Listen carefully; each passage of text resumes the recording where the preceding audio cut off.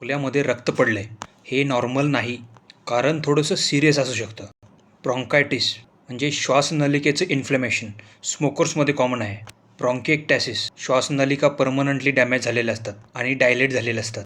त्यानंतर severe lung infections आणि अजून सिरियस कॉजेसमध्ये ट्युबरक्युलोसिस म्हणजे TBचं इन्फेक्शन किंवा फुफ्फुसाचा कॅन्सर हे सगळं पॉसिबल आहे. कधी लोकांना वाटतं की गम्समधून रक्त येत असेल, त्यामुळे इग्नोर करतात. पण खोकल्यामध्ये रक्त दिसलं तर पटकन डॉक्टरांना भेटा.